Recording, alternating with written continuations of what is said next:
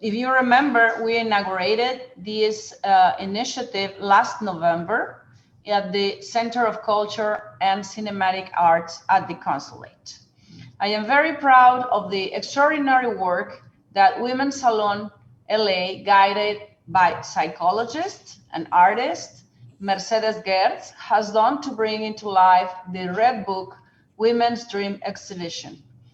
She led a group which embarked into an artistic experimentation project, and by doing so, she offered a space for deep connection that brought together a diverse group of women during these very challenging and abnormal times. The group encouraged dream reverie that resulted in amazing art pieces and that opened a new possibility to create community, which always has been the best way to advance our aspirations. Today, we will have the opportunity to hear a qualified group of artists, scholars, researchers, authors, historians, curators, and psychologists, of course, talk about the theories of renowned psychiatrist, and psychoanalysta Carl Gustav Jung, and the way in which Women's Salon LA experimented creating art based on his knowledge. Every time we see more and more artists and researchers trying to find intersections with other disciplines, in this case, psychology, despite the enormous differences in their methods, art and psychology live alongside one another with some overlapping areas. One of the first objectives of psychology is to get to know, understand, and explain human behavior. Art has tried to represent nature. It aims to make us see the world as it is, bringing into that explanation an exploration of oneself. Thanks to the experimentation of artists and scientists, we have gained knowledge which has contributed to shape our societies and behaviors in the current reinvention of the world. I want to thank to all of you, to all the speakers. It is a privilege to host you today. Especially thanks to Channel 22 México, al Canal 22 México Internacional, for their continued support, and a special thanks to all who in the most trying and tiring times haven't lost the courage to continue creating, who contribute to the process of collective healing through art, and whose imagination make us believe that we have brighter times ahead. Thank you so much. Thanks to Cynthia Prida as well. So Mercedes, thank you. The floor is yours, or the video is yours. Thank you, Marcela, for these kind words. And thank you so much for everybody that helped us in the Mexican Consulate and also in the Museum of Contemporary Art and Design for providing a concrete and virtual home to this exhibition. Thank you, Linda Carter and Susan Roland, for taking part in this dialogue. This means a lot to me, especially since the idea of the creation of this Red Book project, which is composed by the dreams of 44 women, rises from the experience of the last Art and Psyche conference, where Jung's Red Book was exhibited in the gallery of the University of Santa Barbara. The participants attending the conference were invited to gather in the early morning hours to share their dreams, sitting in chairs arranged as a spiral. I, along with the participants from Israel, Mexico, Italy, Brazil, and all over the world, recounted our dreams. People that entered that gallery being strangers, we left as having created a deep exchange. This was an amazing experience that made me dream of a collective of women who could translate their dreams into art pieces to create a book. By doing so, the bonds between them will grow deeper. 44 women from different cities and nationalities who are part of these groups, the Women Salon LA and Salon Mexico, decided to explore the symbolic language of their unconscious.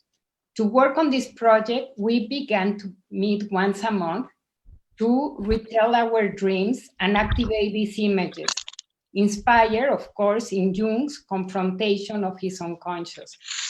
Shortly after this meeting, the first meeting that we had in person, the COVID-19 pandemic forced us to meet virtually, and coping with the stress and anxiety that these events triggered together, we doubled our meetings in sessions. We started meeting twice a month, and this resulted in a great psychological support and artistic sisterhood. And we witnessed how these dreams were transformed into pieces of art. Being here today with you makes me feel that this experiment completed a full circle, and it gives me great joy. So thank you all for being here. ¿Escuchaste lo que dijo mamá?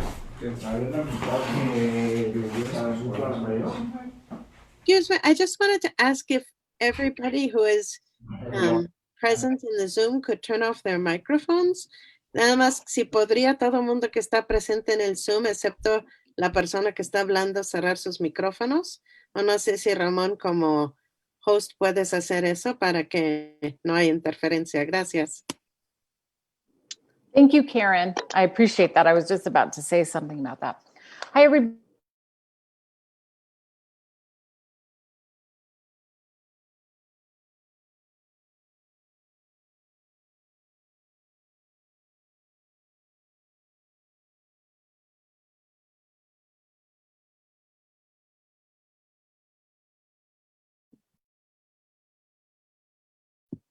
Ramón, ¿podrías ponerle on mute a Heidi, por favor?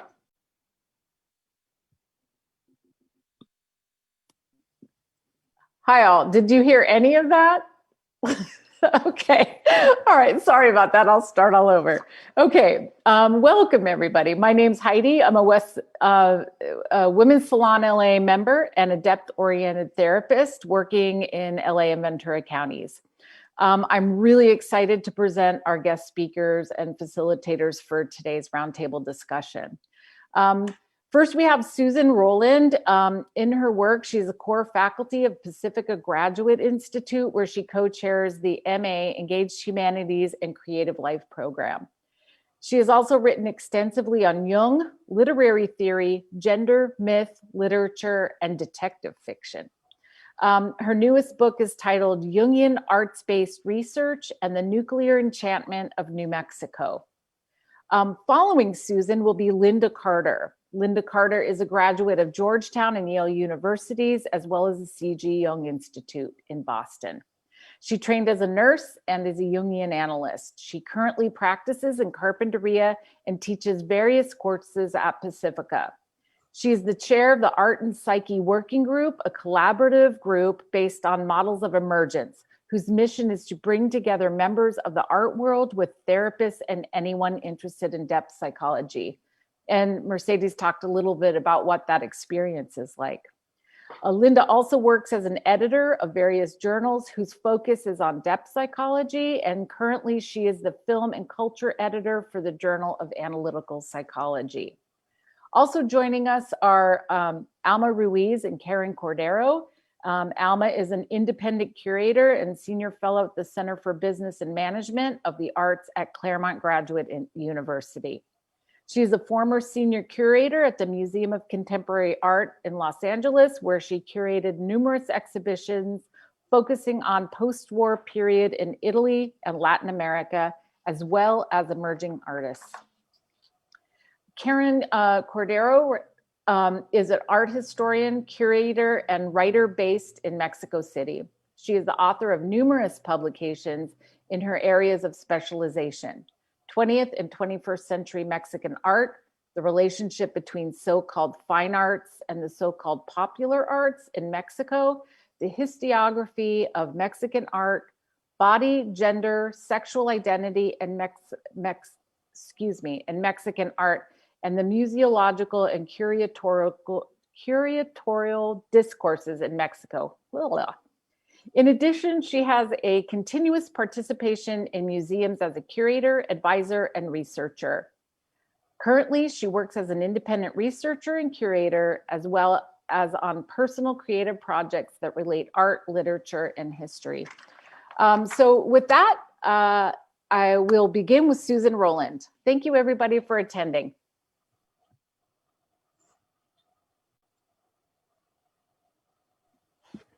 Hello, everyone.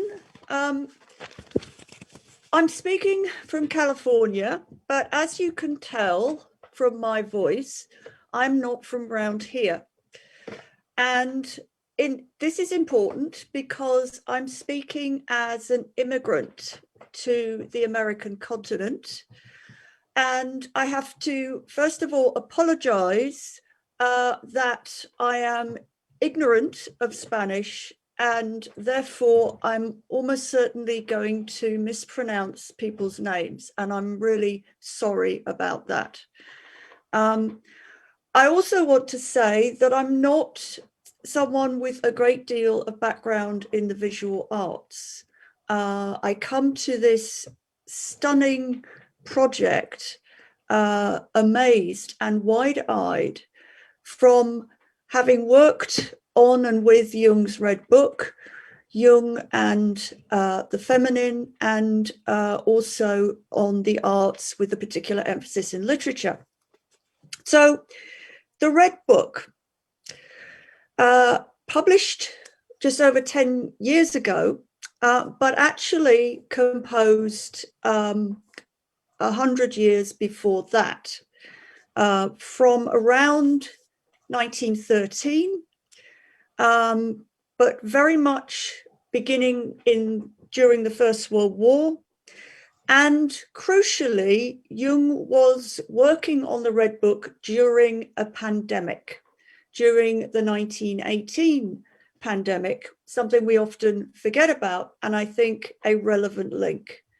Jung was one white European male from a privileged background. And that is very much a contrast to this particular project, and a very important contrast. Jung gave up the Red Book. Later in his autobiography, he wrote, "I tried an aesthetic elaboration, but never finished it. I became aware that I'd not yet found the right language. I gave it up in favor of a rigorous process of understanding." I'd like to suggest that Jung was actually missing something crucial when he wrote that of his Red Book, and that he's even more missing something crucial if we consider our perspective from the 21st century. This wonderful project is set in motion and performed by artists who happen to be women. It is collective, it is transcultural, and it brings into contrast what Jung was missing in his own project.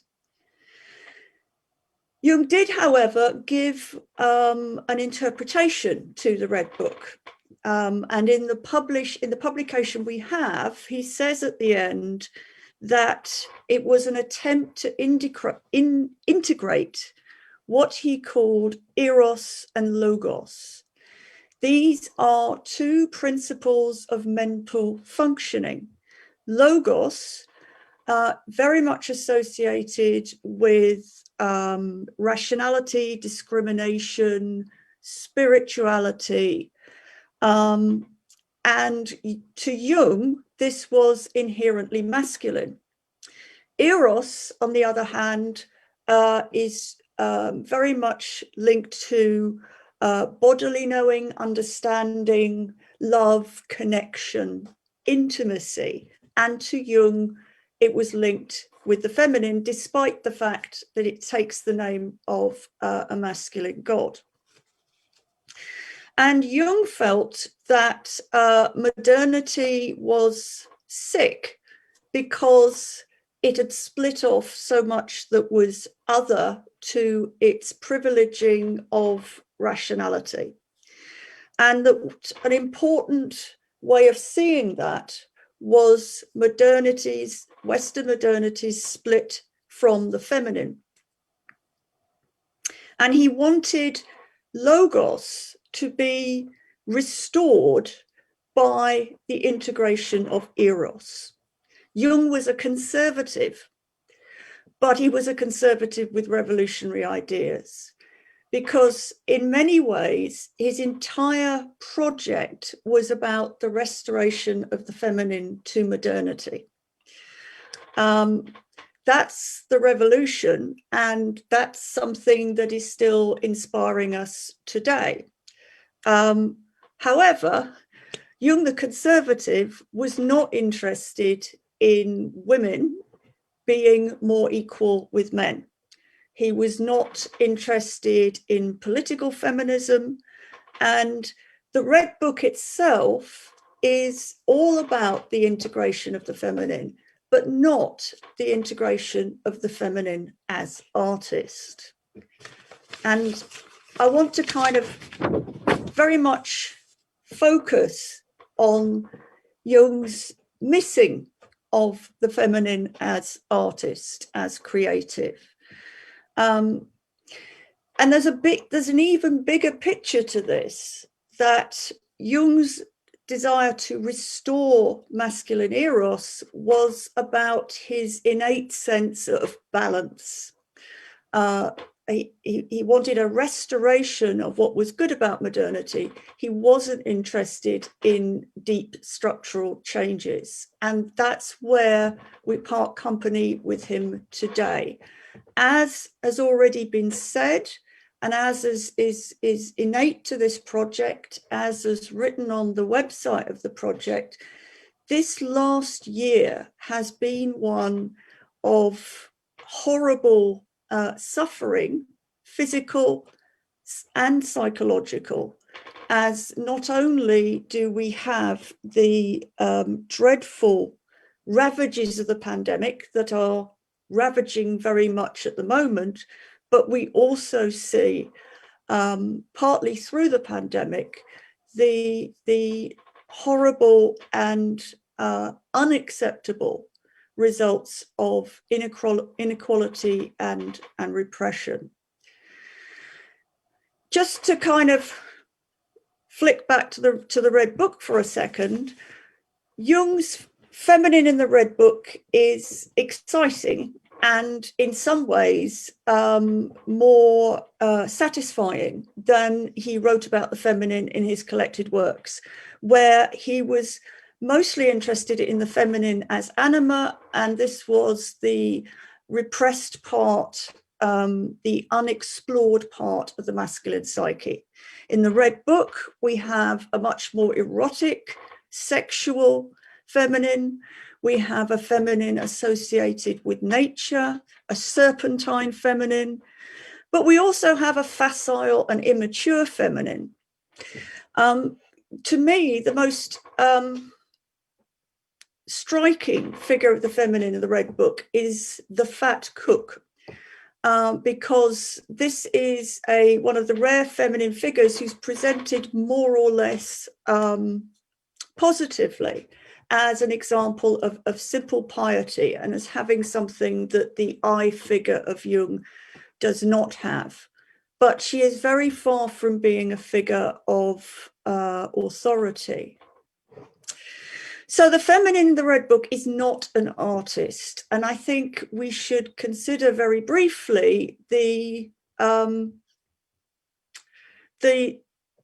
long history of women in art who have not been recognized, who have not been able to practice their art, whose art has been dismissed.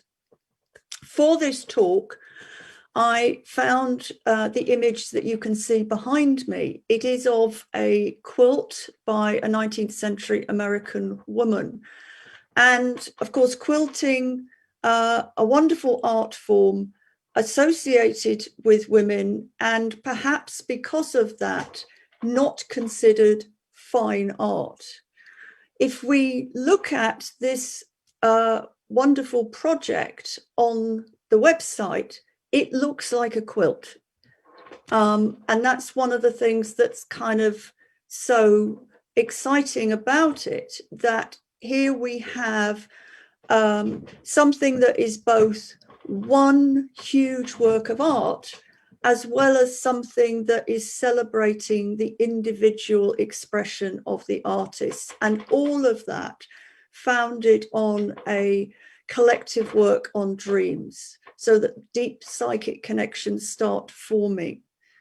So there's a sense in which this exhibition is a living being, a living work of art, because in the Jungian sense, dreams are psychic images, and psychic images come from the deep unknown part of the psyche, and they can be materialized in many forms. And many of the forms in which we materialize images are called art. And certainly it is the artist who most powerfully works upon her own psychic images in order to offer this act of individuation, this act of soul making through her art to the world. And it is only in the patriarchal Western world that the artist is considered to be this single being who simply, there is a kind of fountain of creativity coming from this single being, a being that in the tradition has been masculinized.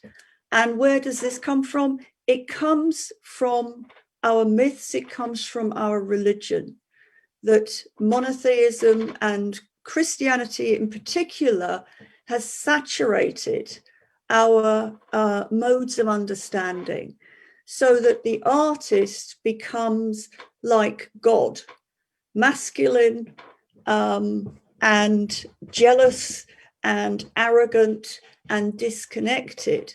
Because although Christianity has many, many different threads, a dominant mode of Christianity has been about this single, jealous, masculine, disconnected figure, a figure of logos separate from eros, with eros repressed, with the feminine repressed, and with the shadow repressed, as it explained on the website, the shadow being that which is repressed from the psyche, so that the psyche can pretend that it is wholly good. And Jung's revolutionary side can be seen in his treatment of Christianity, in which he pointed to the way in which the effect of Christianity had been to create this overly masculinized, overly logos psyche. One of the things is it seems too trivial to mention is that the persistent masculinizing of the artist goes back to the way religion was imprinted onto beliefs about the human body.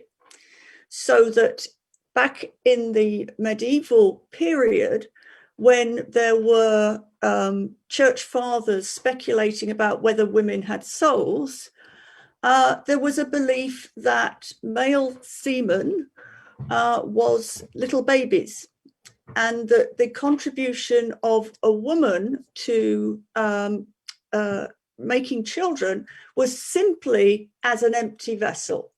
The woman provided the womb, and the seed, notice seed, the seed was the little baby that would be implanted by the man. Now, of course, that is long known to be not true, but that idea of women as an empty container, as the nurturer of creativity that is essentially masculine, that belongs to the male, this is still a largely unconscious ingredient of patriarchy today, and the way in which women artists even today are not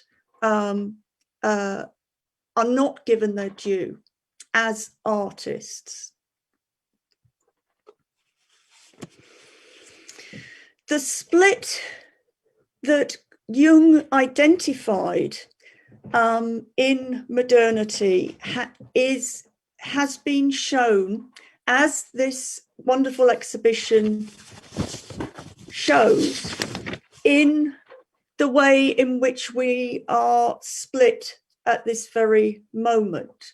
So that splitting is about splitting between communities, splitting between nations, as well as the splitting of the psyche, and that we can only be whole in such works of collective genius, where by genius I mean the inspired spirit, or the genius loci of the place that can come out, can come and connect with other genius loci through the medium of our technology.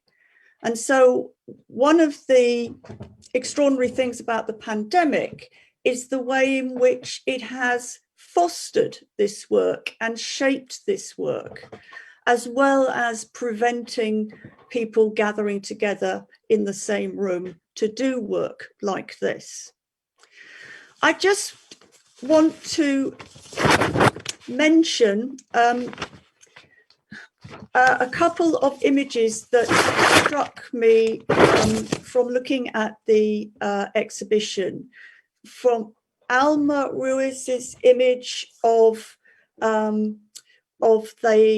contained feminine figure outlined in red. That to me spoke very much about what was missing from the Red Book. Mercedes' wonderful image of the knife and fork, and how it was, when I explored it, so much associated with the feminine as consumed, the woman as sufferer, and the reference to domestic violence, for example, in the in some of the written work.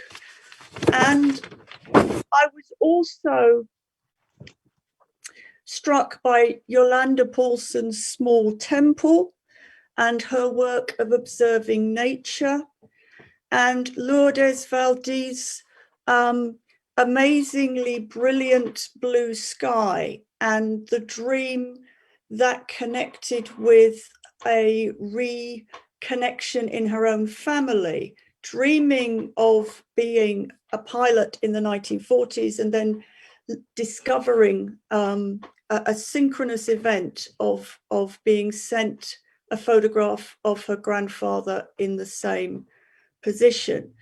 That this kind of synchronicity, when the psyche starts to behave like an artist and shaping meaning, that this is something that is both within the exhibition, but also possible for those of us coming to it. Should I be stopping about now? Or would you like a few more minutes? Well, you've got like 5 more minutes. Okay, fabulous. So a quick dash back to Jung. Jung said a number of things about art that are very helpful to us in our current situation. He described art as falling between 2 types. Psychological art is where the psychology is being done by the artist, and visionary art is when it comes from the deep unconscious. And such art could be compensatory to the culture and also visionary of the future. Now, in this project is full of psychological and visionary art.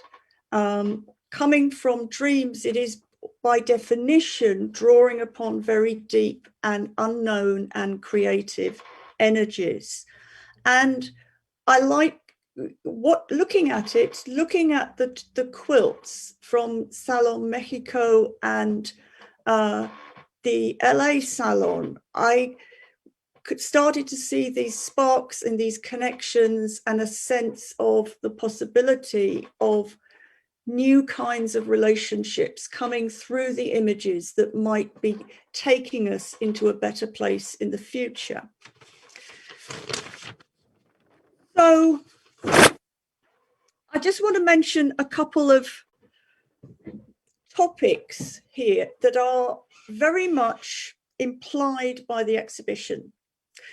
One, I think, is evident to us all that this exhibition enacts and speaks to and argues for a paradigm shift to something, a move away from hierarchy, a move away from splitting, a move away from structures of domination, and a move towards cooperation, a move towards a loving relationship and an equal relationship, and a valuing of the feminine relationship, where the feminine means the body and the creative, the erotic, the loving and connecting energies that can be and are accessed by men as well as women.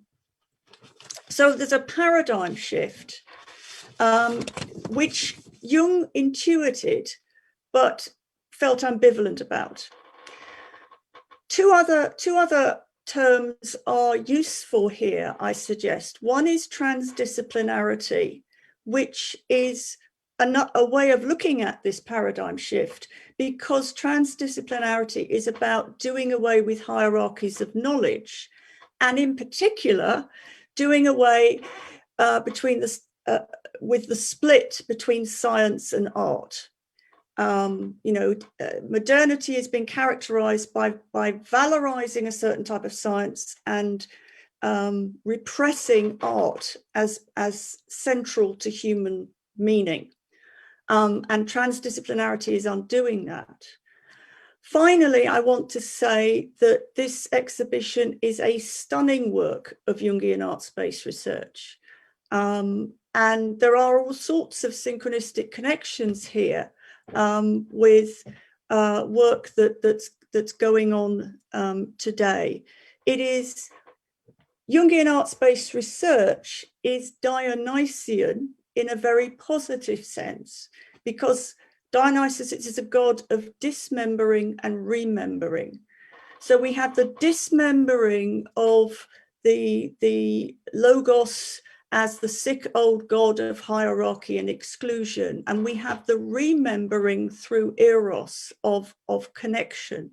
And we have a different paradigm where the remembered god is not one with hierarchies at all, but is transdisciplinary, which means transcultural, transreligious, and so on and so forth.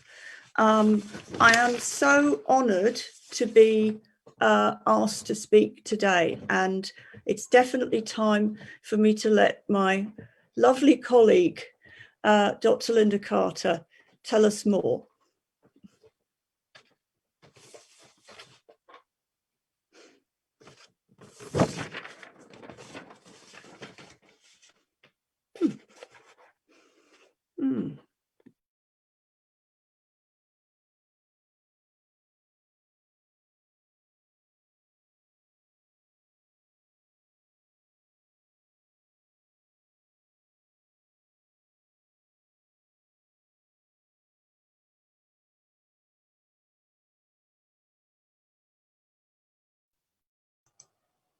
I'm sorry, did you not hear any of that? No, oh, I'm so sorry. So I'll say it again. I'm truly honored to be here today and be on the panel with my dear friend and colleague, Susan Rowland. And I would like to thank Mercedes and Heidi for inviting me to participate. I also look forward to hearing from Alma and Karen as part of the program today. The Art and Psyche project is one that started in 2008, and it's always been based on complex adaptive systems or models of emergence. We've been interested in bottom-up systems of influence, not just top-down systems of hierarchies. You need both, but there hasn't been enough of the kind of bottom-up systems, I think. And so for our 4 conferences, we sent out calls for proposals, and for the last one that happened in 2019, we had 360 submissions. And what's amazing is we had representation from every major Jungian group in the world, and we had very well-known and famous speakers whom we offered both plenary spots, large group slots for 450 people, and some of them were happy to do small group programs. Mercedes offered a plenary for the 450 people, and that was a very big deal. There weren't that many spots like that on the program, but our committee, which is based on models of emergence, I'm the chair, but we collaborate and work together on all decision making. So the committee looked at the proposals and we rated them all, and Mercedes had a very, very high rating. And at the conference on the last day, she did a really wonderful and spectacular job. So I'm really grateful that you participated, Mercedes, and I'm delighted that some experiences from the conference have had some influence on all of you and what you have created with this amazing project here. Okay, so I shifted things a little bit from what I originally intended to do. You know, there are opportunities and synchronicities probably happening all the time. The question is whether or not we're open to them. And so this morning while I was having my coffee, Nancy Pelosi was on TV, and she reminded us that today is the actual day of Martin Luther King's birthday. Monday is the holiday, but he was born on January 15th, 1929, and died on April 4th, 1968. April 4th was the day of the beginning of the Art and Psyche Conference in 2019, interestingly enough. In any case, when I read a little bit about him again, I was amazed that he died at 39, such a young man, and yet he had such a great influence on our country. He would be 92 today if he had lived. So there are a couple of quotes that I found that I think are relevant to the other things that I'll be saying. One is about interrelatedness, and I think that's connected to the Women's Salon project and the Dream project. And the other is related to lightness and dark. The first is this. I'm going to move The first is, it boils down to this, that all life is interrelated.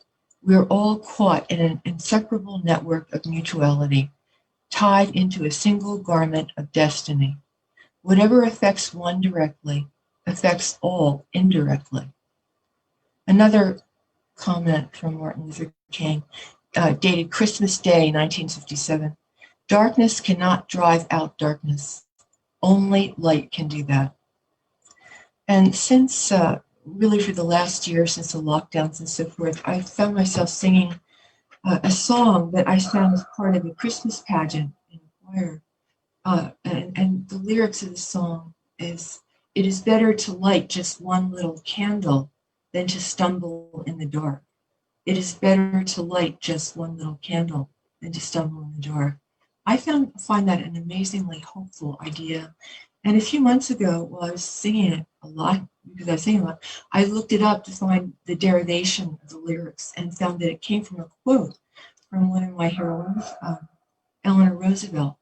And her line was, "It is better to light a candle than curse the darkness." At this moment, our nation and our world is in a place of terrible darkness. And so I think art and projects like this offer openings and hope for everyone. So I'm delighted to be part of this, and I'm delighted that all of you are working with dreams and art, because I think that's the way forward in many ways. And as I said, I'm interested in bottom-up systems and top-down systems and how they work together. But I'd like to say at this moment, with so much that's happened in these last weeks and that will happen next week, looks at leaders influence individuals, but individuals as a voting populace influence leaders and governments. I didn't plan on any of that until this morning. So now, Ramon, please, would you put up the mnemosiny slide 2?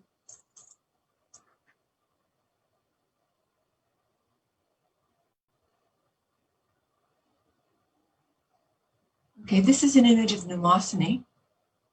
It's a painting done by Dante Gabriel Rossetti. It took him 5 years to paint it. He finished it in 1881, and sadly he died the very next year.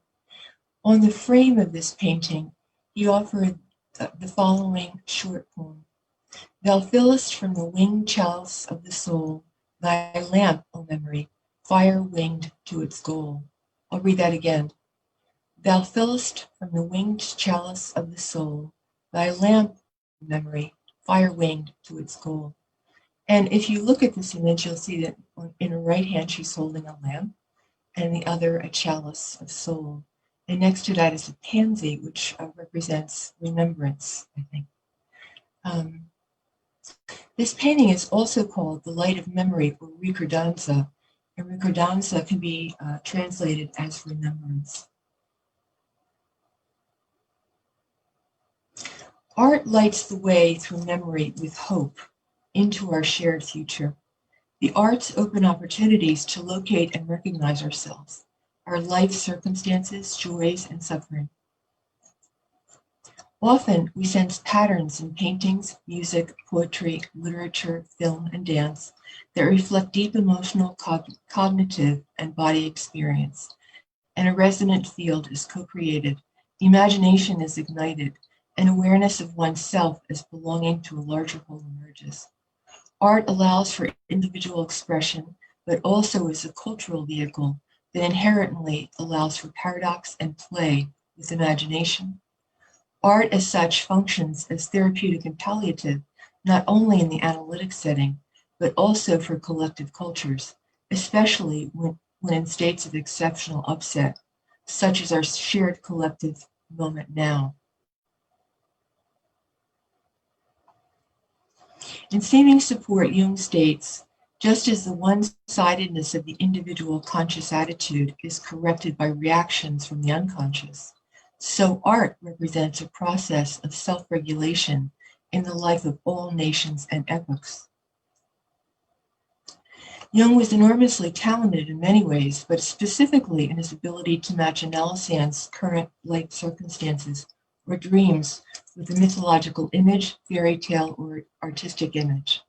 Jung had the capacity to see through what his patients presented to deeper layers of the unconscious and recognize fundamental forms and processes that he called archetypal. His method of analogy, called amplification, is actually about pattern matching, operating at a macrocosmic level, connecting patterns of his patients' difficulties with collective cross-cultural motifs.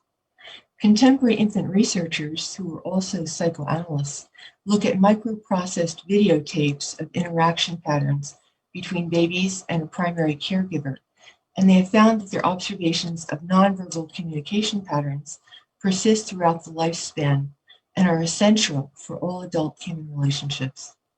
They work with the microcosmic level of dyadic interaction, whereas Jung's model is one that tends to be more macrocosmic, using collective myths and stories. Through resonance, both approaches offer portals into understanding human life patterns. I'm very interested in portals these days, and I had one thought of doing this whole presentation around portals and openings and doors and so forth. Maybe another time. We can zoom in.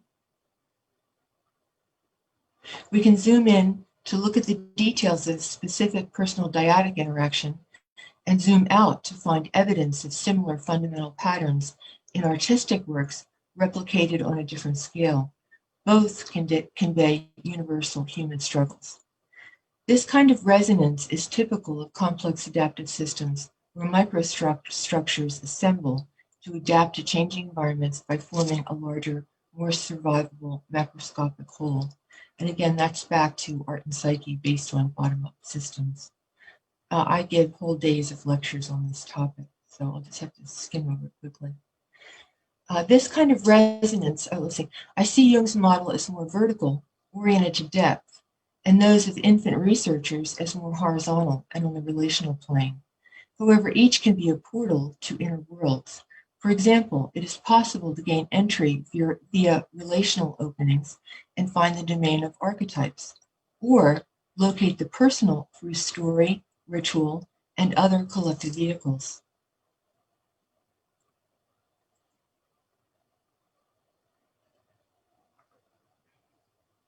According to James Hillman, myth lives vividly in our symptoms and fantasies and in our conceptual systems, and further notes that myth and psychology are interchangeable. Hillman says, mythology is a psychology of antiquity.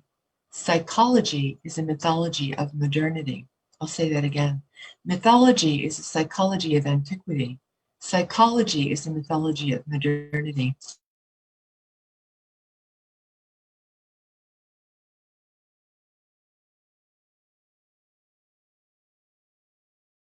Allow us to see the complexity of multiple influences affecting us. This method provides perspective on our state of polarization and opens options for stabilization.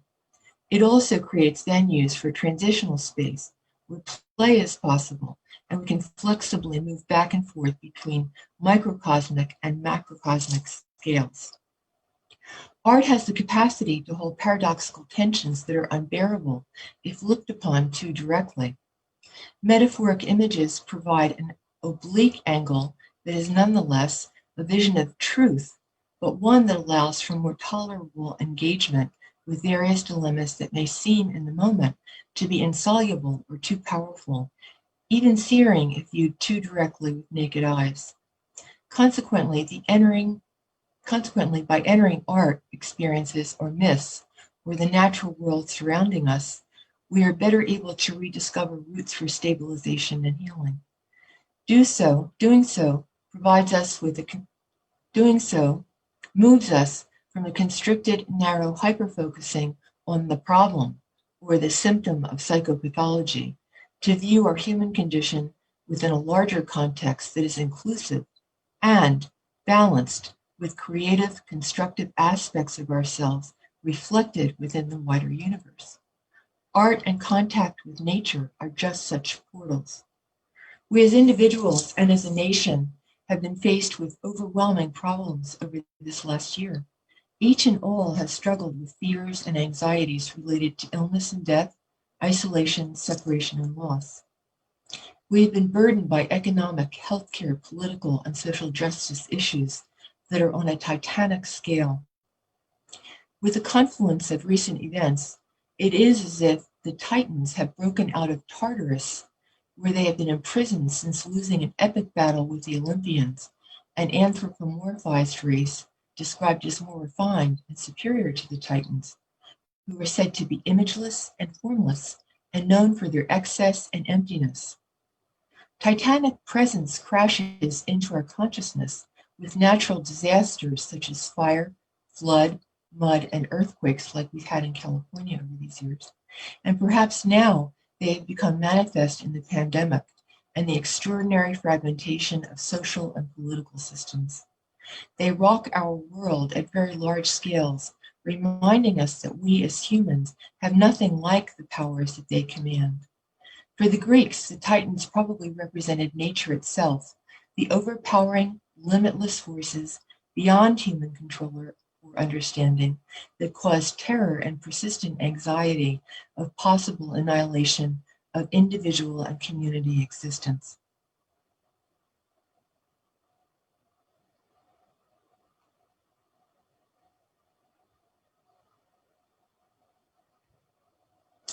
How do we cope with titanic forces within ourselves and within our global world of fragmentation and profound suffering?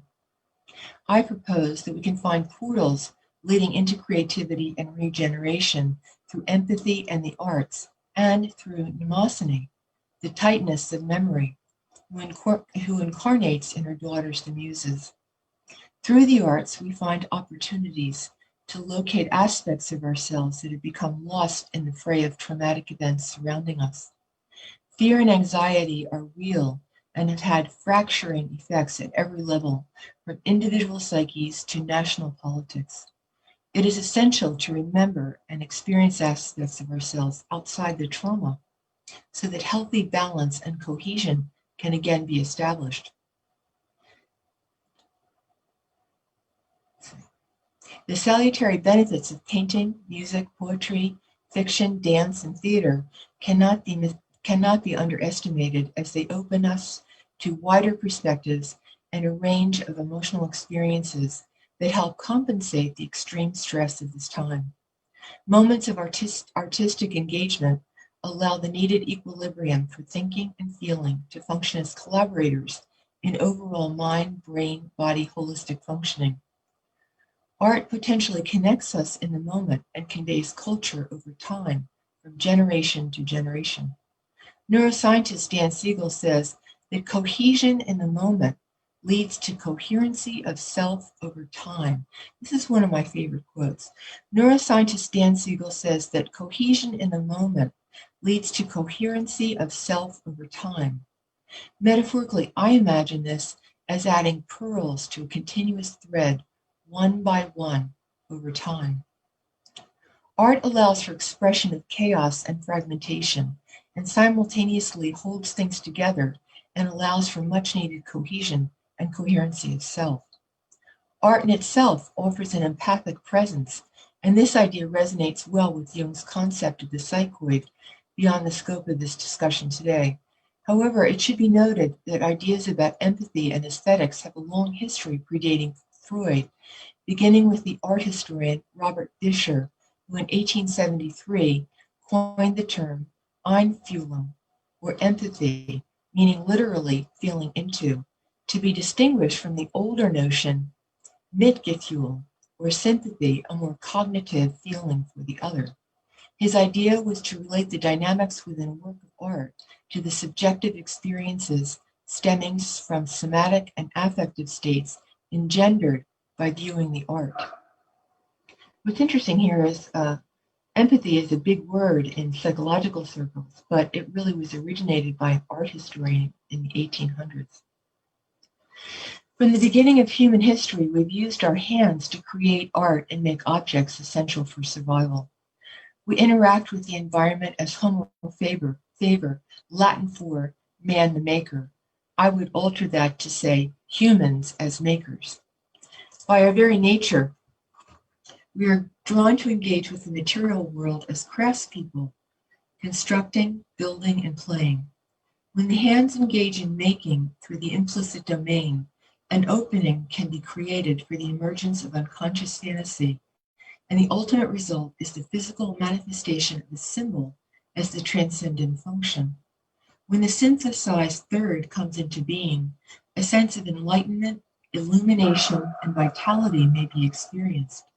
Such was the case with Jung's making of the Red Book. Concentrated effort put into the painting of images and skillfully inscribed lettering freed his mind for expression of complex emotions through active imagination, an important technique of Jung's along with amplification. The making process, along with utilization of tools such as paints, ink, vellum, and color, were essential for holding profound affects channeled into the content of the Red Book in the form of storytelling and pictures. He later mined this fundamental and profound construction to develop his theories reported in the collected works through more cognitive processes. With implicit knowing, the hand as a sensing, perceptual organ is much more than an appendage of the physical body. Rather, it is a reflection of the entire human organism and an extension of the mind. So, like Jung when creating the Red Book, or constructing villages by the lake, or building Bollingen, or carving stone sculptures, patients making sand trays or expressing themselves through artistic creations can non-consciously, outside explicit consciousness, enter a state of creative resonance or reverie that allows for conjunction between imagination and the material world.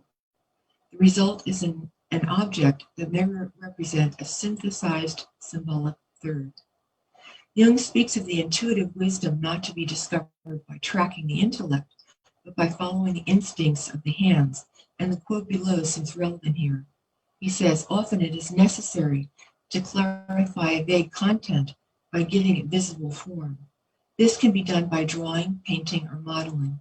Often the hands, this is important, this line, often the hands know how to resolve a riddle with which the intellect has wrestled in vain.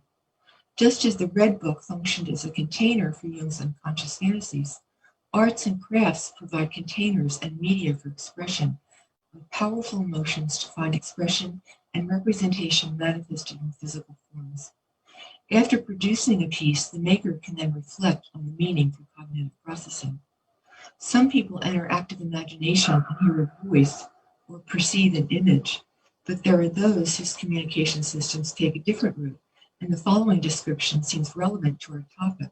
Jung states that, there are others, again, who neither see nor hear anything inside themselves during active imagination, but whose hands have the knack of giving expression to the contents of the unconscious. Such people can profitably work with plastic materials such as art materials. Further, Jung says, often it is necessary to clarify a vague content by giving it visible form. This can be done by drawing, painting, or modeling. Often the hands know how to resolve a riddle with which the intellect has wrestled in vain. By shaping it, one goes on dreaming the dream in greater detail in the waking state, and the initially incomprehensible, isolated event is integrated into the sphere of the total personality, even though it remains at first unconscious to the subject. I think that's a lot of what the women's dream groups have been doing in Los Angeles. Jung clearly says here that fantasies are at the deepest level fueled by affects that can find expression in symbols or concretely in artistic products. Additionally, he notes the following. The whole procedure of active imagination is a kind of enrichment and clarification of the affect, whereby the affect and its contents come nearer to consciousness, becoming at the same time more impressive and more understandable, and a vitalizing effect is achieved. The previously unrelated affect becomes an articulated idea with the assistance of consciousness, and this coordination is the beginning of the transcendent function. Through play and giving the emotion visible shape in expressive modalities, such a product is created, which is influenced by the conscious and the unconscious, embodying the striving of the unconscious for the light and the striving of the conscious for substance. Affect leads the way into metaphoric consciousness that coordinates and regulates right and left hemispheres. Homo faber, or man as maker, or humans as makers, relates us to an ancient and healing past that spontaneously emerges in such primal experiences created with the hands. By tracking affect, we continue in the present moment, as others have done throughout the ages, to recreate sparks of awareness, enlightenment, and understanding, even into the unknown darkness of what may lie ahead with an unfolding future. Jung says that to give birth to the ancient in the new time is creation. This is the creation of the new, and that redeems me, says Jung. He goes on, salvation is the resolution of the task. The task is to give birth to the old in a new time. And this is from the Red Book. Linda, I hate to interrupt. I'm done. Heidi, I'm all set. Okay. I was going to talk more about the art and psyche projects, but maybe we could bring that up as part of the Q&A. Sure, that's great. That's great. Did you want to show your video really quickly? Yes, I would like to show that.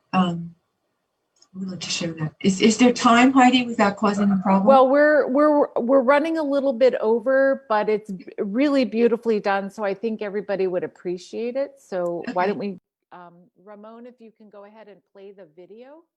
This is from the Daily Image Project. I can say more about that later. We offered a daily image. We offered a daily image online for anyone to see. international friends and colleagues offered images with 100-word commentaries. And this was submitted by a colleague, Ernst Waltzader, who had a commentary, and the images made by Pia Imbar. And this is a fast motion film that she made, and the music was composed and played by her friend. This is my favorite image from the project. It started at the beginning, and we used it also as our closing. Ramon, you need the music.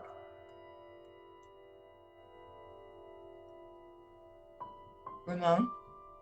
Oh well.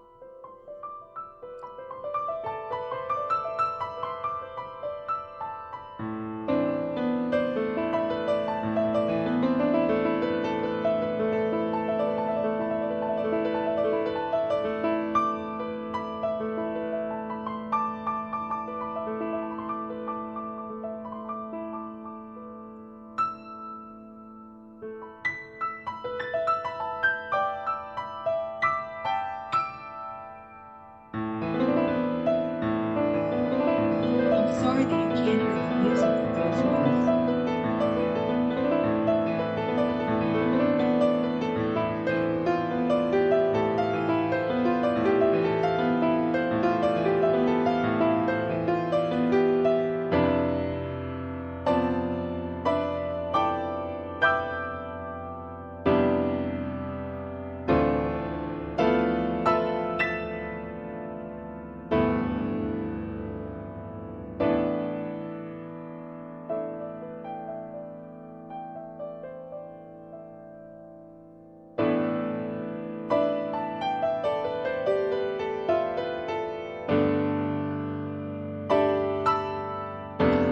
Someone has just asked, is this YouTube available online? It is, and I'm happy to give you the YouTube address so you can view it yourself. You can also go to aris.org and see the 50 images from the Daily Image Project in the virtual gallery. And this is one of the daily images. And you can find the web address on the ARIS website, aris.org, and you'll find the virtual gallery there. And the project was called Interconnection and Companionship, Art During a Time of World Crisis.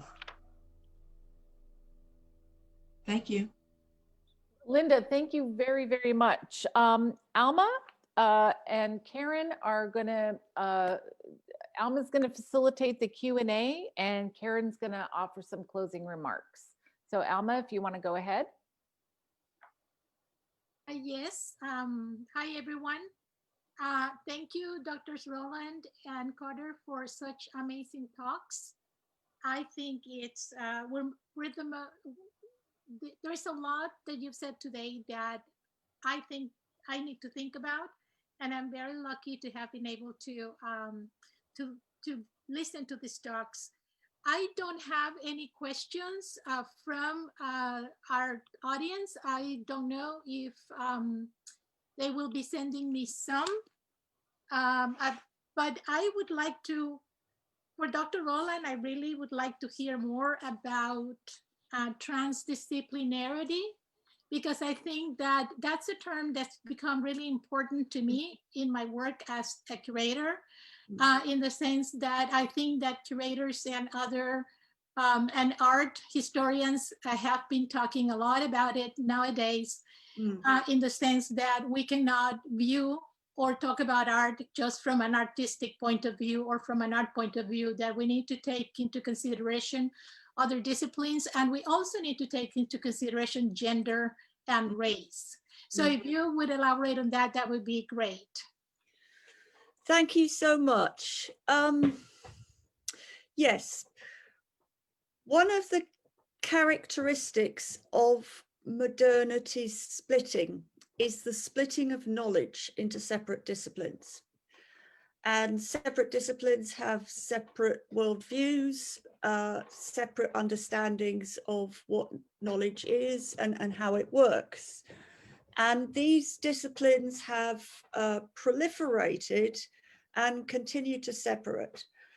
And in the last 50 years, it's been recognized that this is a problem, and that there's a desire to kind of bring them together. What strikes me as important about transdisciplinarity is it's a very deep attempt to address the situation of the splitting of knowledge, in the recognition that splitting knowledge has social implications, and that splitting of knowledge is goes along with the splitting between different cultures, the splitting between different religions.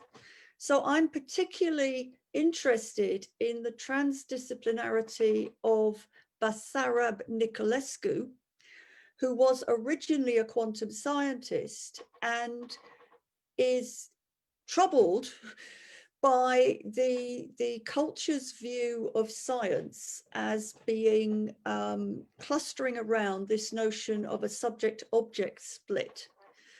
And to get to the nub of the matter, his transdisciplinarity deconstructs hierarchies of knowledge and brings together all the human forms of knowing, so that there is academic knowledge, all the disciplines in universities, but we know that that is sorely lacking. There is traditional knowledge, there is the knowledge contained in indigenous cultures, there is the knowledge of the body, things like yoga, and there is the knowledge of religious practices, and of course there is the knowledge of the arts, the knowledge that is made by artists and made by art. So this transdisciplinarity brings everything together and sees it as related, but not in a hierarchical way. So there is no one type of knowledge or one group of knowledgeable people that is superior to the other groups, and that transdisciplinarity really sees knowledge as multiple archetypes without a single governing archetype. So takes that multiplicity that's in Jung and pushes it into the paradigm shift that we're looking for in the 21st century. So yeah, I'll stop there because I'm sure people want to ask other things. We do have another question here. It's also I recommend this for more on this transdisciplinarity. Can you read the title? I can. It's From Modernity to Cosmoternity by Basarab Nicolescu. However, a sort of easy guide to transdisciplinarity can be found in my new book, Jungian Arts-Based Research and the Nuclear Enchantment of New Mexico. Mm-hmm. Great. And your book can be acquired online. Yes, my book is available if you Jungian Arts-Based Research, or just look up my name, Susan Rowland with a W. You'll find it. Thank you. Great, thank you. There is another question for you to hear from Marilyn Watt. She says, you spoke of a paradigm shift in today's Red Book compared to Jung's. How do you see this shift continuing? I think that the salons, plural, and the project that we're talking about exemplify the paradigm shift, that it's about moving from a hierarchical sense of the world and a world of dominant players and subordinate players to a sense of interconnectedness. And interconnectedness means that that hierarchies are problems, not the way things are, or the right way to go. so that we see a kind of radical interconnectedness in terms of working with dream images and seeing those dream images are not just one person's dream, but actually have meaningful connections with the world outside and meaningful connections to each other. And that when we work together, and this is something Linda talked about in complexity theory. Complexity theory is about systems of interrelatedness that cannot be rationally described, are not cause and effect, but by that, by acknowledging and facilitating that interrelatedness, and making art is one of the best ways of doing that. By doing that, new things emerge that are supremely creative, but not fully rationally predictable. Great. Here we have actually a... Alma, may I add something to that? Please do, please do. Okay, thank you. Thanks, Susan. I think Mercedes gave a wonderful example of an emergent system when she talked about the social dreaming matrix that she participated in at the conference. So anyone who attended the conference could be part of the social dreaming matrix that took place at 8 a.m. in the morning in the same room as the actual Red Book in the UCSB Museum. And the way that a social dreaming matrix works is one person will volunteer to offer a dream that they think may have relevance for the conference or the group as a whole. And there's a leader, sort of a convener or facilitator, but there's no interpretation of the dream per se. It's not considered as an individual dream. It's not reduced in any way. So all who participate in the social dreaming matrix, or sitting in a spiral, can offer association, offer one of their dreams that they think resonates. I mean, what you're looking at is resonances with all the members within a group. Someone might think of a piece of artwork or a painting that seems connected to the dream. And so that out of that, a kind of story comes into being that relates to the group and to the conference as a whole. So I think that's a good example of an emergent system. Great, yeah. Here there's also another comment or question for you, Dr. Carter. As someone said, I love the way Linda explained amplification as pattern matching. Can you talk a little about that? Yes, actually, I'm working on a book. Susan's been encouraging me to do this for a long time. So this idea of pattern matching is something I'm really, really fascinated by. So I've been practicing now for more than 40 years. And throughout that whole time, an ongoing thread has been Jungian psychology. But also I'm interested in infant research and attachment theory. And so the contemporary attachment theorists base all of their work in complex adaptive systems and emergent systems, and how through interaction, new life comes into being. So mother and baby interacting together, out of them emerges a relationship, and the system becomes more and more complex over time. Similarly, in analysis, an analysand, the patient and the analyst are connecting. Through their interactions, the relationship comes into being. Jung, when he would hear the dreams of a patient, he would get an image or an idea or a thought, maybe an artwork or a mythologem or something from a religious system. And he had an amazing capability to match his thoughts, because he was good at pattern matching, with the pattern that he was hearing in the patient's dream, or a pattern that was emerging in the patient's life. So that when you can look at an amplification, you have your own experience. Jung was able to see the pattern and offer another story back. So you get a resonant system. So you're not reducing it to this is from your mother, poor thing.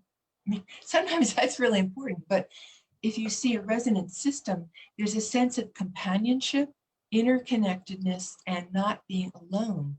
And very often through art and story, literature, poetry, you get a whole different feeling, and you know it connects to you in some really deep way. And over time, you begin to be able to think through the meaning of these kinds of experiences. But fundamentally, it's about patterns and pattern match. Wonderful. I have a question for Dr. Roland from Stephanie Morton. She said, I found your description of Jung being a brilliant mind, but was not what you call supportive of independent women. Who was the female Jungian of his time? Yes, I've replied suggesting Esther Harding, who was a very independent woman, and she and Jung kind of had a combustible relationship. She was in a same-sex relationship, and she was a founder of the New York Jung Institute. But perhaps even more importantly, she was a very creative woman who wrote a number of books exploring the psyche explicitly from a woman's point of view. Woman's Mysteries is a terrific book. There are many women who were around Jung who wrote wonderful books. Linda Fietz-David's book, Women's Dionysian Initiation, is a wonderful book. And it's looking at a series of fresco paintings found in Pompeii that she interprets as being a woman's religious rite. And that book deserves to be better known. Emma Jung wrote really wonderfully on the animus and from a woman's point of view, very positive, very nature oriented. And Toni Wolff, her contribution is becoming more looked at these days. There have been several books about Toni Wolff coming out recently, and her feminine types it is a very interesting book in the way it can be developed. So there's lots of women of Jung's own time and women, of course, since Jung's time, who've been working enormously creatively in the field. But may I add to that, Alma? Yes, please. I would also say that you have to remember Jung was born in 1875. So he was living in a very different time in terms of men, women, hierarchies, and so forth. So, but Jung was dominant of his circle, not just of the women, but of the men as well. And Erich Neumann during the war was in Palestine. And it's often thought that he has more sort of independent, he had a lot of conflicts with Jung actually, that his thinking was more independent, partly because he lived apart, partly because he was a kind of maybe a genius almost parallel to Jung, but it's thought that he had some distance and therefore had freedom to be creative. So Jung was dominant of the women around him, but he was also dominant of the men as well. And Jungian psychology has tended to be kind of a closed system and not really included in psychoanalytic systems. So we've been rejected by psychoanalytic systems, but also Jungians have been sort of insular in a lot of ways. I see that as changing, and there's more collaboration among different psychoanalytic perspectives. And for example, I'm interested in infant research. I had 5 years of psychoanalysis as well as Jungian. So I think that's shifting and changing. And the Art and Psyche exhibition, we got a Gradiva Award from the National Association for the Advancement of Psychoanalysis. It's an umbrella psychoanalytic organization. And we got the top award for art for 2019. And there are 9 categories 4 of the 9 categories were won by Jungian analysts in 2019. And 3 of them were connected with art and psyche. I'm happy to say. But I think that says something. I think we're being more included and more accepted. Great. For you, Dr. Carter, someone here, let me see if I can find the comment. It says from Karen Cordero, it says, Linda, could you talk more about the Art and Psyche Daily Image Project and its objectives and process? Sure, I'm happy to. What was the last part, the what process? It said, could you talk more about the Art and Psyche Daily Image Project and its objectives and process? Sure. Let's see. Ramon, could you bring up the PowerPoint slides? That will help. But in the meantime, the Daily Image Project came into being, let's see.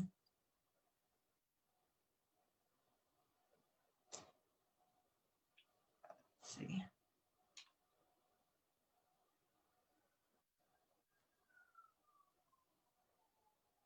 There, go back, Ramon. There you go. Perfect. The Daily Image Project came into being really last February. I've been doing a lot of work with people in China for the last 6 to 8 years.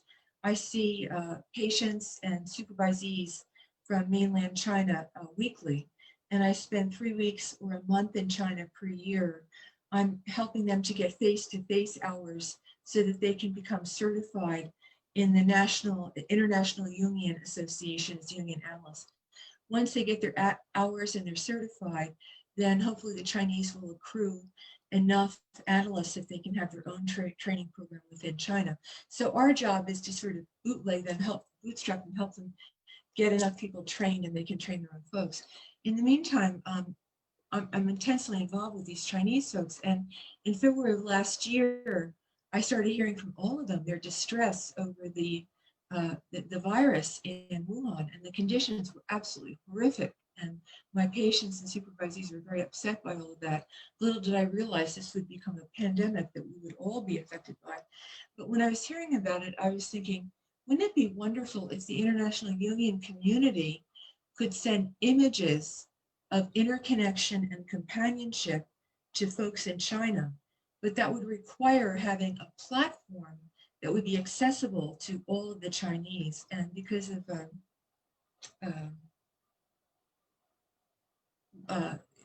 they won't allow you to post platforms from other places. Censorship, because of censorship, that was going to be difficult. So I connected up with a young man, Justin Homaker, and engaged my friend Katerina Betzoli, a Jungian analyst in Milan, and Billy Brennan, a psychoanalyst and historian from Providence, to work together with me on the project. And Justin and I looked at, he's a technology person as well as a Jungian candidate and an artist. And we looked into building a platform, finding platforms, but building it would be complicated, time consuming, and it would be costly. And so we've done a lot of projects through the years in collaboration with ARIS. In fact, ARIS Connections is a monthly free online journal that has published many art and psyche presentations starting in 2008. You can find those at the aris.org website. So I pitched the idea to ARIS, and their board liked the idea, and we decided that we would show an image 5 days a week with a 100-word commentary that showed interconnection and companionship, and the other part of the title is Art During a Time of Global Turmoil. And so what we did was we invited many different colleagues around the world to submit an image that they felt represented interconnection and companionship, and a 100-word or somewhere around that commentary. We concluded the project in June after Mr. Floyd was murdered, because the world seemed to blow up at that moment. We began getting controversial comments, and there were only 4 of us, along with Ami Ronberg, who's the curator of National ARIS and a longtime art and psyche member. We could see that we couldn't really feel the kinds of issues that were coming up, and things were changing so rapidly and we're diverging from the basic theme that had to do with isolation due to COVID. So we concluded the project in mid-June, and our final image was the globe with the fetus that you saw. We felt that was a hopeful image. So if you want to see that with the music, go to eris.org. You can find it there, and it'll give the YouTube site for that. So that's a quick overview on the Daily Image Project. And all 50 images can be found in the virtual gallery at the eris.org website. You can see them all. Okay, are there any last comments? Because I want to make sure that Alma and Susan get to talk real quick. Susan, go ahead. Yeah, Susan Rowland has a comment, so let's go to her, and then we'll conclude briefly. Okay. Yeah, I think people have asked me about the paradigm shift, and I think we can sum it up with comparing the Red Book to its silent and virtually unknown partner. Heidi, your work in the exhibition mentioned the dark feminine as a Jewish woman. Well, at the same time that Jung was doing his Red Book, there was a woman doing a work of art very similar in terms of the combination of drawings and writing and so on and so forth. Her name was Charlotte Salomon, and her work is called Life or Theatre. Dissertation student of mine has just written on it. It's a fabulous, wonderful piece. She is largely unknown. Just after finishing Life or Theatre, she was rounded up by the Nazis and taken to Auschwitz, where she was gassed. She was 8 months pregnant with her. She was taken there with her husband. And now she is an artist who deserves recognition. And so there is a kind of revival of interest in her, and she kind of represents all those artists who, in terms of their perhaps their race, their class, their gender, their ethnicity, have not been able to express themselves fully. So I just wanted to bring in Charlotte Salomon and see that connection with what Heidi was doing in her art, I think, is a living one. Thank you. Thank you very much to both of you, Dr. Rowland and Dr. Carter. I think we have so much to learn now. All these wonderful suggestions in terms of books that we could consult, research, or read will be very helpful. And in terms of my own experience as one of the participants of the exhibition, I want to say that for me, it was actually something very new to do. It was also something that did not come that easy. I am an extremely private person, and having to talk about my dreams, the ones that I remembered, was sometimes excruciating for me, trying to sort of share with a large number of women, and I hope that would get easier as time goes on. But it was a wonderful experience in that I was participating in an exhibition as an artist, in a way, as an artist in quotes, because I am not an artist and I don't pretend to be one, but that was my role this time. And again, that was a new experience for me. And the exhibition came out fantastic in a way that perhaps we did not imagine. But I think that is a testament to the women who led us in this particular exercise, meeting together once a month. We started the project before the pandemic, so that was not in the horizon at all. It sort of took us by surprise. And I think that in a way, this project became a lifeline as well, as a well of support for many of us during this time. Many of us were busy working. Some of us have families, small children. I mean, it's not that we lacked for things to do, but at the same time, I think that this became a sort of oasis. At least for me, it was a moment of sort of shifting away from the daily drudgery, shifting away from thinking about the pandemic and concentrating more on the personal, on the dreams that I had and that I continue to think about. And now when I have dreams, when I wake up in the morning, I try to remember what I dreamed because I'm very fertile in that sense. I dream every single night and more than one or two dreams. You know, if I wake up in the middle of the night, I wake up when I was dreaming and then I fall asleep. And when I wake up again, I know I was dreaming.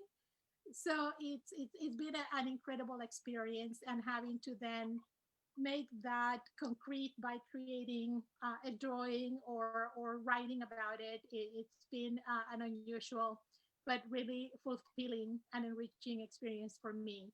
So what you have said today will also enrich not just my personal life, but I think also the work that I do as a curator of contemporary art, and the idea of bringing various disciplines, you know, into it, and also I think I was very just very interested about the fact that the word empathy, something that if I understood correctly, that the word empathy, which is a word that we've been, I think, even overusing this year because of all the things that have happened. We really talked a lot about empathy in a way that I don't remember doing that before. You know, I was very inspired that it was actually created by an art historian as opposed to a psychologist. So, you know, having had the training of an art historian, I really feel very, very excited about that. So with that, I just want to turn this over to Karen Cordero, who will be talking about her own experience, but also give the closing remarks. And again, I thank you. I thank you, and all the participants today. Thank you very much, Alma. Can everybody hear me? Yes. Yes. Okay. Great. Well, thank you so much. It's been an amazing experience. I really want to thank both Susan Rowland and Linda Carter for these wonderful talks and really the very profound and deep way in which they have connected with this project and the exhibition and interrelated it to their own research and expertise in such specific and pertinent ways.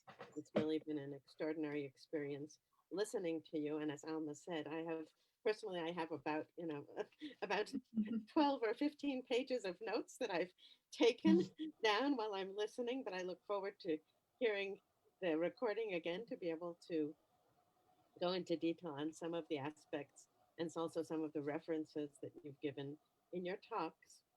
I just want to perhaps go over some of the things that resonated particularly with me and with our collective experience in the Red Book project that we did in the Women's Salons in closing, and also mention a few things from my own experience and research as an art historian and curator that can perhaps extend or create a little more food for thought in this ongoing experience. So first, I'd really like to thank both of the speakers also for underlining the social and political aspects of this project, because even though, of course, political art is absolutely nothing new in the world of art history or in the world of art, I think this type of experience and this type of collective experience, which focus on something so internal, so personal as dreams, can sometimes be seen. Here's what I found on the internet. Oops, my Google Home seems to hear me and react. I think that that talk so much about these kind of internal things sometimes tend to be seen as this very kind of touchy-feely, very much kind of framed in this very prejudicial way, which women's art has often been framed throughout history as something subjective or personal or that has to do with the everyday. And I think one of the very important aspects of feminism and feminist art that they've brought to the field of art and art history, and of course to theory in general, is understanding that the personal is political, and that these types of relationships are fundamental precisely to be able to move beyond these very oppressive and repressive structures of our patriarchal culture, which are oppressive to both men and women and every other sexual and gender identity in between. They're oppressive to us as human beings, because, as both of the speakers underlined, they really fragment and make so partial the aspect of life in general, not only human life, but other types of life, but even of human life and human experience that is taken into play in resolving our problems in the world. And one of the things that both speakers also underlined is that by making this something individual, by making this something that's focused on individual egos and individual ways of resolving problems, we're really leaving out this very important aspect of the collective, of the transcultural, of the transgender, one might say, of really making possible imagining and representing other solutions. And I think that aspect of this project, the aspect of working together and working to interrelate those parts of ourselves, is really one of the important aspects of this project that was underlined by these talks. I also want to mention something that Susan mentioned in her talk, that the project looks like a quilt. And by the way, I loved your background quilt. I've never been able to create these false backgrounds in Zoom. I always seem to have some problem in that respect. I think it has to do with my computer capabilities. But I think this aspect of questioning really the definition of art as art with a capital A, or high art as has been defined by art history and by aesthetics, as something which really tries to isolate, one might say, only one part of that production and leave out so many other things that have been done over time, and not, of course, coincidentally, many of those things that have been left out have things that have been done by women, that have been done by non-hegemonic cultural groups, and non-hegemonic groups within dominant cultures also. So I really want, and of course then all of those points of view and all of those both subjective and objective experiences have really been left out of our definition of art. So I think one of the things that's been happening in recent years, and one of the things that happens in this project, is breaking down those limitations. And in fact, in the essay I wrote for the Red Book, which is online, both my essay and Heidi and Mercedes' essays, we talk about that aspect, the fact that these groups involved are not only artists, people who define themselves and have a social role that is defined as artists, but also other people linked to art in many different ways, some more closely and some less closely. And the fact that what we produced in this process is presented in a non-hierarchical fashion within this project. And I think that's an important part of the definition of this project as a process, rather than an object that fits into fixed, pre-existing cultural categories. Let me see a few more of the things I wrote down. There's so many. I put little arrows on the ones that I wanted to mention in these final comments.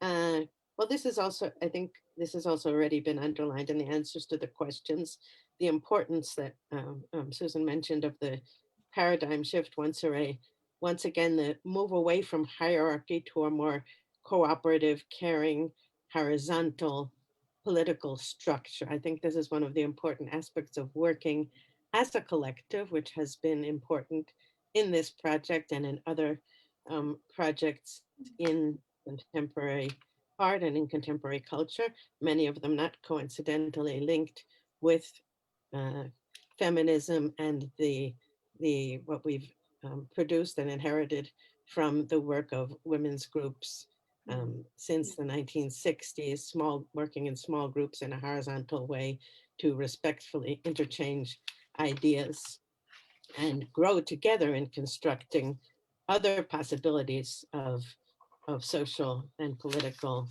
structures. Well, the mention, I think I've now moved into Linda's talk in my notes, I'm not sure. The mention again of the idea of empathy as something which comes from art, I think is very important. I want to go back in talking about that also to Susan's first remark of what is left out by the Red Book. And I think one of the things that we've discovered in this process, and that is also very much highlighted in these talks, is how much still women's experience and female protagonists, even in Jungian psychology, as was mentioned in the final part of the question and answer period, have been left out of what most people learn about history and about the history of these experiences. And I really want to underline how much this project and the richness, this quilt-like richness that it has, and the reactions and responses and the learning process that has been kind of unpacked by this ongoing project, because it's really still ongoing through the workshops and other events that we've had, has really underlined the importance of creating what Griselda Pollock has called a maternal genealogy. Griselda Pollock is a UK-based art historian and who's worked a lot, and of course a pioneer in the study of feminism and art. But I think it's really so important to both in all fields, particularly I'll mention my own field of art and cultural history, to talk about and study more the ways in which the structures that and these different possibilities that have been created for models and paradigms in our fields also do have, even though it's not so evident and not so easy to find even on the internet and with all the resources we have today,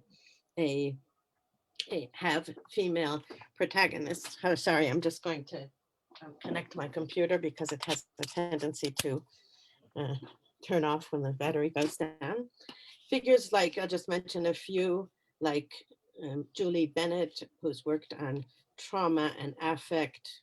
Griselda Pollock, I've also mentioned, and an artist and psychoanalyst who has a lot of interrelation with Pollock's ideas, Bracha Ettinger, who's worked on the matrixual border space. Figures as these and many others have contributed really to creating new ways of thinking. Or in the arts, a figure like Hilma af Klint, who recently with her retrospective, her posthumous retrospective in the Guggenheim Museum, brought to light really the importance of her thinking, which is linked to so many of these ideas and its fundamental character in relation to creating other types of proposals for art and culture. And just as a kind of aside, there's a feminist artist collective created by Daniela Tegader and another artist, Shamistra Ray, who have just created a feminist art collective in, well, I think it's online. Daniela is located in New York, which is opening up again to different people these ideas. It's called Hilma's Ghost, not coincidentally. And well, I don't want to go on too long because we want to close, but I just wanted to mention a few more things. The idea of the manual, the hands that know, resolve a riddle, in which our consciousness has struggled in vain, I think is an important idea with which to close and underline the importance really of the arts and the importance of this type of projects. And of course, so many more that are occurring in different parts of the world in these complicated times that really contribute to a hope really that not only this, not only that we will move through this complicated period, but really come out with a series of different ideas and different structures, not go back to our previous way of being, but move forward with other possibilities, social, political, cultural, and artistic. So I think I'll just close with that. I don't know if anyone else wants to say something, Heidi, or should I declare closed the event? Well, I just want to thank everybody for your attendance and showing up, for hanging out 15 minutes longer than we were supposed to. I hope everybody enjoyed it. And if you haven't seen the Red Book exhibition, check it out at the Mexican consulate. It's closing soon, but it is online at womenssalonla.org. No, com. Right? Yeah, I just wanted to also, maybe someone can put that in the chat so people can see it. I just wanted to also mention, yes, thanking everybody, particularly, well, Heidi and Mercedes, who have organized this, the consulate, also the Museum of Art and Contemporary Art and Design in Costa Rica, in San Jose, that also hosted virtually this exhibit in an interesting format. And most especially, really, all the women who participated in both salons, those who created works in this project, and also there are some other members of the salons who didn't create works in the project, but also participated in the sessions in which we spoke about our dreams and gave us feedback and resonance through this process of active imagination. So I really want to thank everybody for being present during this period and making this past year really a very significant time for all of us. Also, Stacy, who hosted together with Mercedes the Yoga and Dream Lab, which was an important component of this project.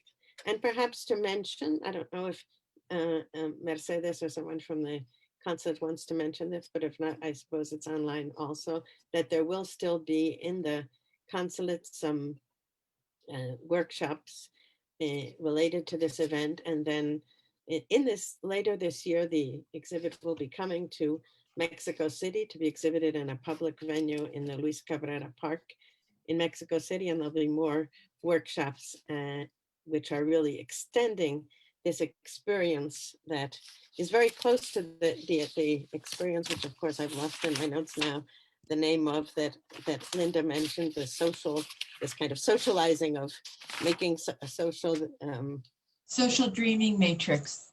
Thank you. It's very, what you described is exactly what we were doing in these workshops. So the social dreaming matrix. Thank you.